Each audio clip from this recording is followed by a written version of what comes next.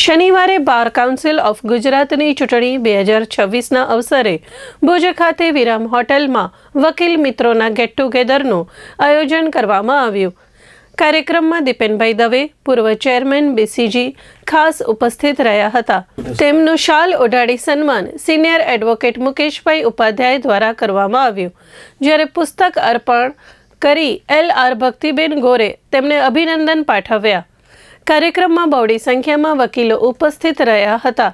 શ્રી દીપેનભાઈ દવે દ્વારા મતદાન પ્રક્રિયા અંગે માર્ગદર્શન આપવામાં આવ્યું, તેમજ વકીલ મિત્રો દ્વારા પૂછાયેલા પ્રશ્નોના સંતોષકારક જવાબો આપવામાં આવ્યા।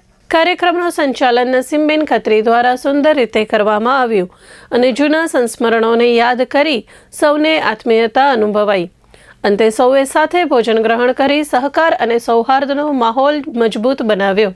દીપેન દવે, પૂર્વ chairman bar council of Gujarat. આગામી 6 માર્ચ 2026ના રોજ બાર કાઉન્સિલની જે ચૂંટણી યોજાઈ રહી છે તે ચૂંટણીના અનુસંધાને ભુજના વકીલોને મળવા માટે અને એક આજે બધાને પરિચય થાય અને બધાની સાથે વાતચીત થઈ શકે એવા હેતુથી એક ગેટ ટુગેધરનું આયોજન કરેલું છે।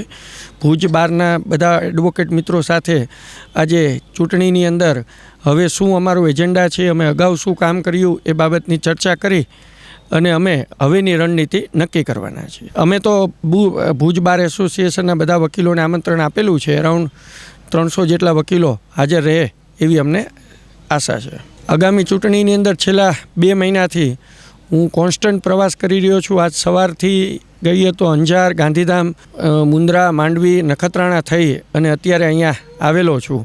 આ જ રીતે છેલ્લા 2 મહિનાથી કોન્સ્ટન્ટ પ્રચાર ચાલુ છે અને હજી પણ 15 દિવસ ગુજરાતના તમામ બાર એસોસિએશનની અંદર વ્યક્તિગત મુલાકાત લઈ અને સંપર્ક કરવાનો પ્રયત્ન કરીએ છીએ।